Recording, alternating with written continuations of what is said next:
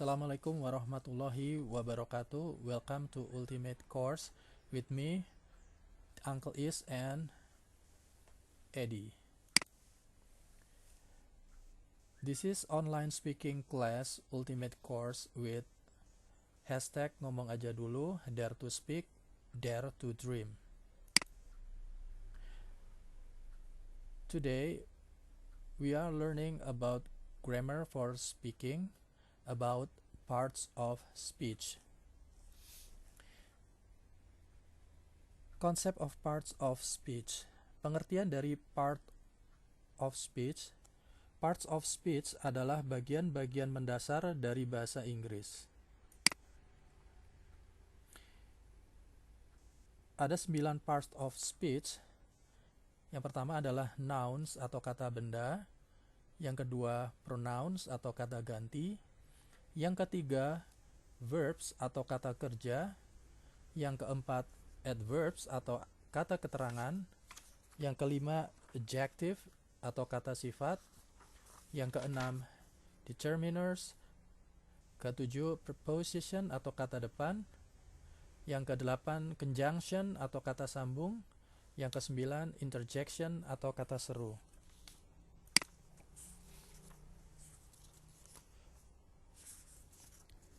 Yang pertama, nouns.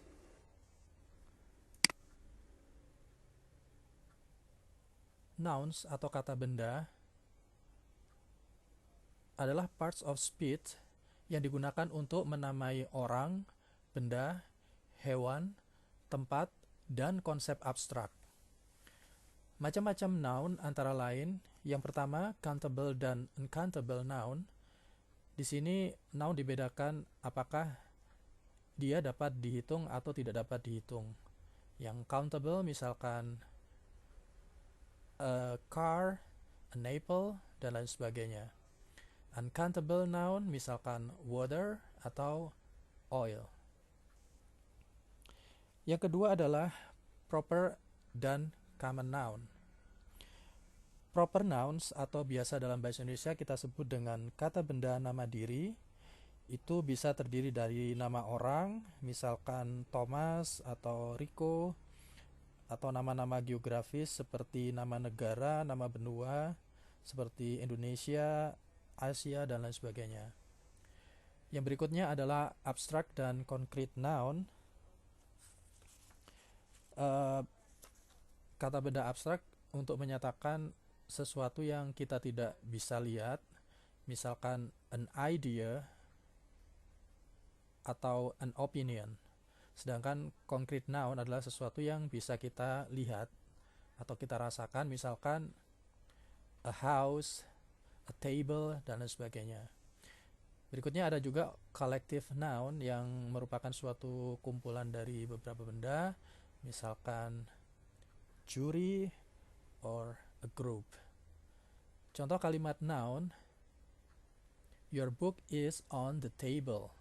Di sini book adalah sebagai kata noun atau kata benda. Berikutnya adalah pronouns atau kata ganti. Pronouns digunakan untuk menggantikan noun. Parts of speech ini bermanfaat untuk menghindari repetisi atau pengulangan dari noun. Macam-macam pronoun antara lain personal pronoun, misalkan I, you, they, she, he, we. Kemudian demonstrative pronoun, misalkan atau biasa di dalam bahasa Indonesia disebut sebagai kata tunjuk, misalkan this, that, or those. Berikutnya adalah interrogative pronoun atau yang biasa disebut di bahasa Indonesia dengan kata tanya. For example, who, what, or which. Next, relative pronoun adalah pronoun yang membentuk relative clause, misalkan who, which, or that. Yang berikutnya adalah indefinite pronoun. Itu untuk menyatakan sesuatu yang kita belum tahu jumlahnya, misalkan anything atau none. Berikutnya adalah reflexive pronoun dan intensive pronoun. For example, myself, yourselves, themselves. Reciprocal pronoun, misalkan each other atau one another. For example, it is on the table. So, it here sebagai personal pronoun. Yang berikutnya, this is your cake. This di sini sebagai demonstrative pronoun atau sebagai kata tunjuk. Yang berikutnya, he didn't blame himself for the accident. He di sini adalah sebagai personal pronoun, sedangkan himself di sini adalah sebagai reflexive pronoun. Yang berikutnya, friends help each other. Each other di sini sebagai reciprocal pronoun.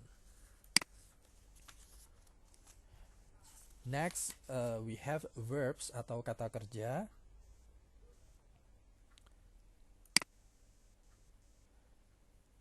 Verbs atau kata kerja, parts of speech ini digunakan untuk menentukan tindakan dari subject, menunjukkan peristiwa atau keadaan. Macam-macam verb antara lain, yang pertama adalah transitive dan intransitive. Transitive itu adalah kata kerja atau verbs yang membutuhkan objek, sedangkan intransitive verb adalah verb yang tidak membutuhkan objek. Berikutnya, regular dan irregular verb. Regular verb adalah apabila perubahannya dari bentuk awalnya ke bentuk past atau bentuk perfectnya, dia hanya tinggal menambahkan ed or d. Sedangkan irregular verb apabila perubahan dari bentuk pertama, kedua, dan ketiganya dia tidak beraturan. Berikutnya bisa dibagi verb itu sebagai action dan stative verb. Action kalau verb itu menyatakan suatu tindakan ya secara fisik. Sedangkan stative verbs untuk menyatakan tidak menyatakan aksi, tapi dia menyatakan kondisi yang tidak berubah atau cenderung tidak berubah. Yang action ini misalkan we hit or kick, sedangkan yang stative verb misalkan have or prefer. Berikutnya adalah linking verb. Linking verb menghubungkan subject of sentence dengan description-nya. Contoh dari linking verbs misalkan feel, look, or smell. Yang terakhir adalah causative verb. Di sini untuk menunjukkan bahwa subjek membuat seseorang atau sesuatu melakukan suatu aksi. For example, let, make, have, dan get. Contoh kalimat verb misalkan you hit the nail on the head. Di sini hit adalah sebagai verb.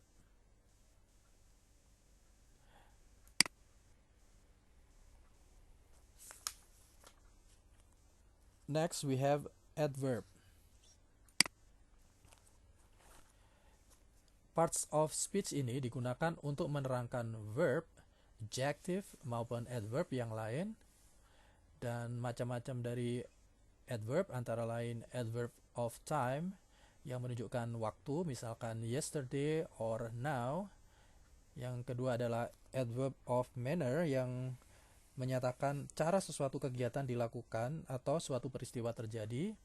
For example, quickly or softly. Yang berikutnya adalah adverb of degree yang menyatakan sampai seberapa jauh tingkatan atau derajat suatu kegiatan atau peristiwa. For example, very or so. Berikutnya adverb of modality yang misalkan likely or maybe, menyatakan suatu kemungkinan ya. Adverb of frequency menyatakan seberapa sering suatu itu terjadi. For example, always or sometimes. Adverb of place yang menyatakan tempat. For example, here, somewhere. Kemudian adverb of focus adalah keterangan yang digunakan untuk menunjukkan bahwa apa yang dibicarakan terbatas pada bagian yang difokuskan. For example, also and only. Contoh kalimat dengan adverbs. They met by chance yesterday. By chance di sini adalah adverb. Berikutnya, he's not here. Here di sini adalah adverb of place. I go fishing sometimes. Sometimes di sini menyatakan adverb of time. Yang berikutnya adalah adjective. Adjective adalah parts of speech yang digunakan untuk menerangkan noun atau pronoun. For example, Vina is a beautiful girl. Beautiful di sini menyatakan menerangkan dari Vina. Kemudian yang berikutnya, I'm not angry with you. Angry di sini menerangkan that I, atau menyatakan bahwa saya tidak sedang marah kepadamu ya. Berikutnya adalah determiners.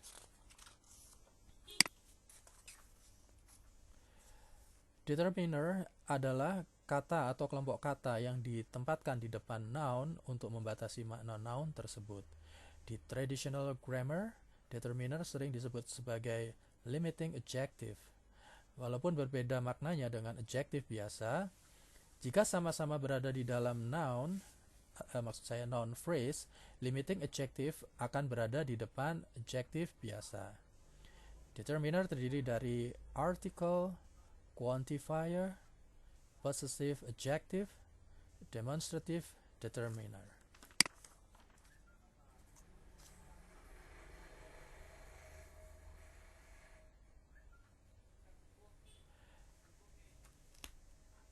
Misalkan di sini adalah indefinite article, yaitu atau an, membicarakan suatu hal secara umum di mana pendengar atau pembaca tidak tahu pasti yang mana yang dimaksudkan. Misalkan, he is looking for a job in Bali. A job di sini itu menyatakan sebagai indefinite article. Berikutnya, quantifier itu menyatakan jumlah, baik itu many, few, little, some, or any.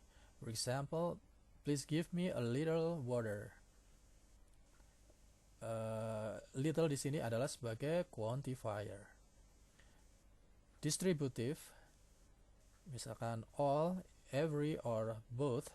For example, all your books are on the table. All di sini menyatakan all di sini sebagai distributif. Dia determiners yang berfungsi sebagai distributif. Kemudian yang berikutnya difference word. For example, other, another, membicarakan tambahan orang, benda, atau hal. For example, may I have another shoes? Another here sebagai difference word. Definite article, biasanya the, membicarakan noun yang diyakini pembaca atau pendengar paham yang dimaksudkan. Jadi dia memang udah kita ketahui yang itu gitu ya. For example, did he enjoy the show? Nah, the show ini udah jelas show yang mana. Jadi kita sudah tahu gitu ya. Jadi dia udah diyakini untuk diketahui. Next, demonstrative adjective. For example, this, that, this, and those menerangkan noun dalam hal jarak dan atau jumlah. For example, those apples are so red.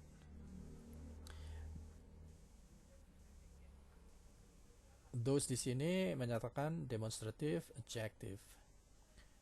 Possessive adjective, for example, my, your, his, her, its, our, and their, itu menunjukkan kepemilikan. For example, your jacket is in the laundry basket. Your di sini sebagai possessive adjective menyatakan kepemilikan, bahwa itu adalah punya saya, punya Anda.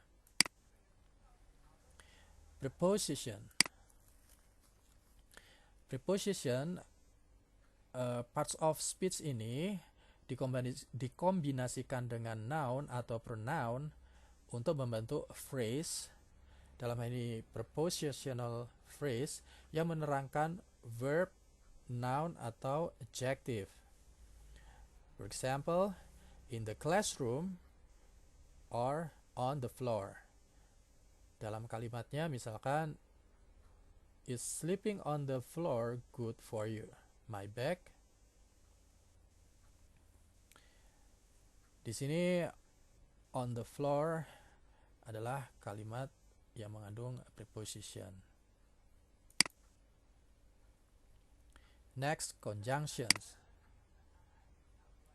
Part of speech ini digunakan untuk menghubungkan dua kata, frasa atau phrase, klausa atau clause, atau paragraf atau paragraph. Kata ini terbagi menjadi coordinate conjunction, for example, and, but, yet. Correlative conjunction, either or, rather than, if, then. Subordinate conjunction, after, although, when. Conjunctive adverb, for example, however, hence, then. Contohnya dalam kalimat, I like that car, but I don't have enough money to buy it. But di sini sebagai conjunction. He would rather send a text message than make a phone call. Jadi rather dan than di sini as a correlative conjunction. Yang terakhir adalah interjection. Interjection merupakan ucapan pendek yang digunakan untuk mengungkapkan emosi, atau dalam bahasa Indonesia kita kenal dengan kata seru ya. For example, alas, he failed. Oi, look at me. Alas di sini sama oi merupakan interjection. Contoh yang lain misalkan, wow, ya sesuatu yang untuk menyatakan suatu ekspresi dari suatu pengungkapan emosi ya, mungkin kaget atau senang atau apapun itu. Okay, I think itu semua penjelasan saya tentang parts of speech. Berikutnya kita punya exercise. Yang pertama adalah please mention all parts of speech by speaking loudly in front of the class in 1 minute. Yang kedua, answer spontaneously every random question regarding parts of speech from your teacher. Yang ketiga, third, please make a paragraph containing minimum 50 words and identify the parts of speech for each word by giving underline onto it. Then retell it loudly in 1 minute with 40 words minimum. 4. Please classify the kinds of parts of speech for each word of the folktale below by giving underline to each word. It's about about Tangkuban Perahu ya. The name Tangkuban Perahu, a volcano in Lembang, West Java, means upturned boat in the local Sundanese dialect. The name is taken from a local legend that bears similarities to the classical Greek tragedy Oedipus Rex. Okay, thank you for listening, mates. Hopefully apa yang saya terangkan bisa memberi penjelasan tentang parts of speech. Semoga bermanfaat. Sampai jumpa. See you. But before we end this session, I would like to thanks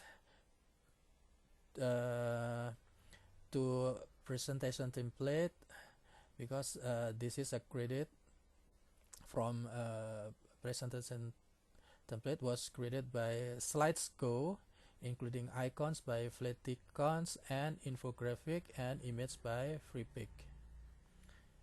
Okay, if you have any question about the credit, you may send an email to the email below and also this phone number.